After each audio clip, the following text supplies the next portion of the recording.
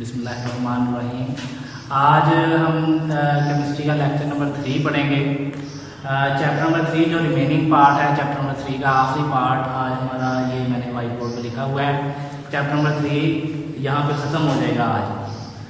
Lecture number 3, chapter number 3 का नाम periodic table and periodicity of properties. इसमें ना आज हम 5 टॉपिक पढ़ेंगे: atomic radius, shielding effect, ionisation energy, electron affinity और इलेक्ट्रोनेगेटिविटी। क्योंकि ये सारे टॉपिक तकरीबन सिमिलर से हैं, इस वजह से मैंने इकट्ठे लिखे हैं यहाँ पे। ये वो खसूसियात हैं जो बार बार रिपीट होती हैं। सबसे पहले हम इन 4-5 की डेफिनेशन पढ़ते हैं। एटॉमिक रेडियस क्या है? Half of the distance between nuclei of 2 bonded atom is called atomic radius. Bonded atom का मतलब होता है जुड़े हुए atom. Half of the distance को हाफ करें बिटवीन न्यूक्लियाई न्यूक्लियस। बेटा अगर ये 2 एटम्स हैं ना, इनके न्यूक्लियस दरमियान में होते हैं, उनके दरमियान डिस्टेंस निकाल के उसको हाफ करें तो उसे कहते हैं एटॉमिक रेडियस। जैसे अगर हम देखें कार्बन अगर दें, दोनों एटम कार्बन के हैं, उन दोनों के न्यूक्लियस के दरमियान फासला निकालें वो 154 पिकोमीटर निकलता है। अगर हम उसे हाफ कर लें यानी 2 पे डिवाइड कर लें तो वो 77 पिकोमीटर बन जाएगा। तो कार्बन का एटॉमिक रेडियस 77 पिकोमीटर है। The radius of carbon is 77 picometre.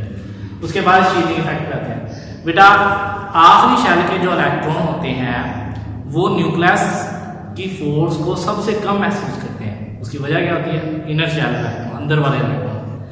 Nucleus जो है वो पहले शेल के इलेक्ट्रॉन पे सबसे ज्यादा फोर्स लगाता है, दूसरे पे उससे कम लगाता है, तीसरे के इलेक्ट्रॉन पे उससे कम, और आखिरी शेल पे सबसे कम फोर्स लगाता है। उसकी वजह क्या होती है? Inner shell electron. Inner shell electron की वजह से न्यूक्लियस आखिरी शेल के इलेक्ट्रॉन पे कम फोर्स लगाता है। इसी चीज को शील्डिंग इफेक्ट, शील्ड मानी कम करने का, इफेक्ट असर कम करने का असर, शील्डिंग इफेक्ट कहते हैं। Decrease in force of attraction, force of attraction में कमी between nucleus and valence shell, nucleus और वैलेंस शेल के दरमियान, इस वजह से ड्यू टू इनर इलेक्ट्रॉन, अंदर वाले इलेक्ट्रॉन की वजह से, इज कॉल्ड शील्डिंग इफेक्ट। इसे शील्डिंग इफेक्ट कहते हैं। जितना एटम बड़ा होता जाएगा उतना उसका शील्डिंग इफेक्ट ज्यादा होता जाएगा। इसीलिए sodium has greater shielding effect than magnesium, क्योंकि सोडियम का साइज बड़ा है, मैग्नीशियम का छोटा है, इसलिए सोडियम का शील्डिंग इफेक्ट ज्यादा होगा क्योंकि इसका साइज बड़ा है। उसके बाद ionization energy, the amount of energy absorb to remove electron from valence shell of isolated gaseous atom is called ionization energy. बेटा अगर आपको याद हो कि सोडियम का एटॉमिक नंबर 11 होता है। पहले शेल में आपको पता है 2 इलेक्ट्रॉन आ सकते हैं, 8 दूसरे में आ गए, 2 और 8 10 हो गए, पीछे बचा सिर्फ 1। आखिरी शेल में 1 इलेक्ट्रॉन है। अब सोडियम के आखिरी शेल में 1 इलेक्ट्रॉन है, उसे 7 इलेक्ट्रॉन की जरूरत है। 7 वो लेगी तो 8 पूरे होंगे। अब आपके ख्याल में 7 देना आसान है कि 1 देना? जाहिर है 1 देना आसान है, तो वो 1 देगी, लेकिन कैसे देगी? वो 1 इलेक्ट्रॉन जो उसने निकालना है वो कैसे निकालेगी? वो हीट जज़ब करेगी, फिर वो 1 इलेक्ट्रॉन निकालेगी। वो जितनी हीट जज़ब करती है, जितनी एनर्जी जज़ब करती है, उसे कहते हैं आयोनाइजेशन एनर्जी। यानी आखिरी शेल से इलेक्ट्रॉन निकालने के लिए एटम जितनी एनर्जी जज़ब करता है उसे आयोनाइजेशन एनर्जी कहते हैं। वही बात मैंने इधर लिखी है, the amount of energy absorb to remove electron from valence of isolated gaseous atom is called ionization energy. अब देखें सोडियम है, सोडियम के आखिरी शेल से इलेक्ट्रॉन निकालना चाहते हैं तो हमें 496 किलो जूल पर मोल एनर्जी देनी पड़ेगी। ये प्लस का साइन यहाँ पे ये बता रहा है कि एनर्जी अब्सॉर्ब हो रही है। तो सोडियम की ionization energy plus 496 kilo joule per mole है। इसके बाद इलेक्ट्रॉन अफिनिटी, इलेक्ट्रॉन अफिनिटी इसके टोटली उल्ट है। यहाँ पे इलेक्ट्रॉन निकाला जाता है, वहां इलेक्ट्रॉन ऐड किया जाता है वैलेंस शेल में। यहाँ एनर्जी जज़ब होती थी, वहां एनर्जी निकलेगी। यानी कि आखिरी शेल में इलेक्ट्रॉन लेने के लिए एटम एनर्जी निकालता है। जितनी एनर्जी वो निकालेगा इलेक्ट्रॉन लेने के लिए उसे इलेक्ट्रॉन अफिनिटी कहेंगे।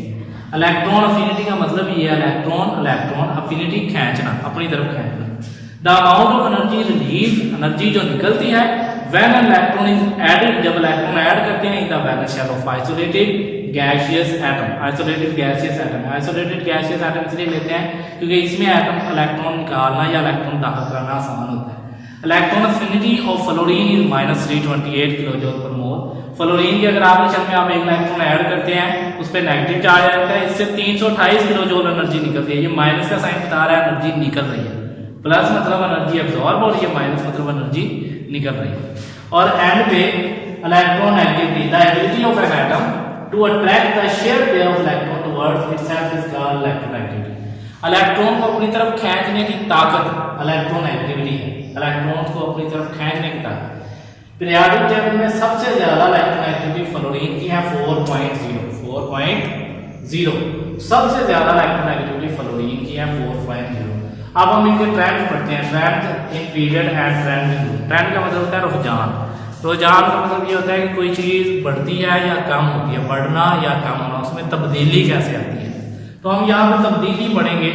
अगर हम देखें यहाँ पे टोटल 5 टॉपिक है, atomic radius, shielding effect, ionisation energy, electron affinity, electron activity.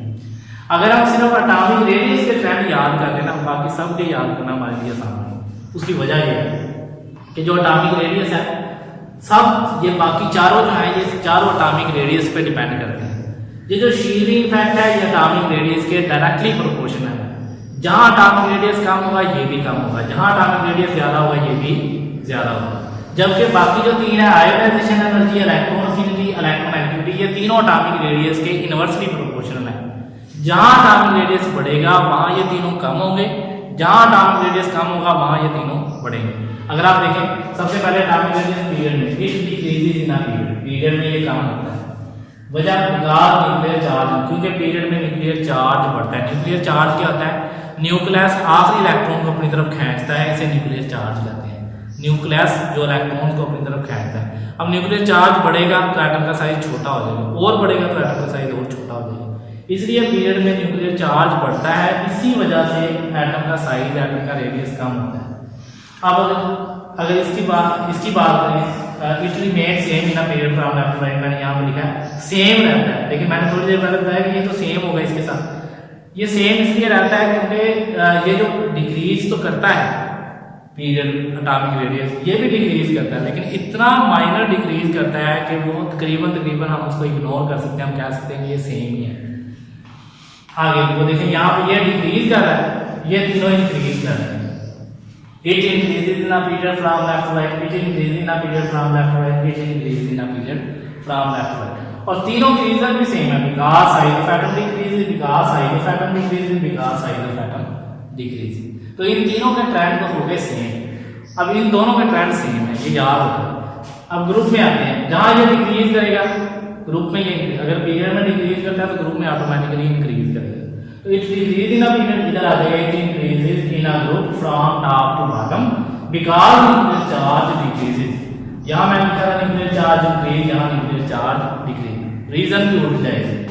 अगर इधर देखें, ये इंक्रीज करता था तो ये भी इंक्रीज कर रहा है। It increases from top to bottom because size of atom increasing. अगर इधर ये इंक्रीज कर रहा था, अब इन तीनों में उल्टा होना है। It decreases in a group from top to bottom because size of atom increase, it decreases in a group from top to bottom because size of atom, it decreases in a group from top to bottom because size of atom increase। यानी मैंने ये बताया कि इन तीनों के trend बिल्कुल same है और एटॉमिक रेडियस के टोटली उल्टे हैं। एटॉमिक रेडियस अगर कम होगा ये तीनों बढ़ेंगे, एटॉमिक रेडियस बढ़ेगा ये तीनों कम होंगे।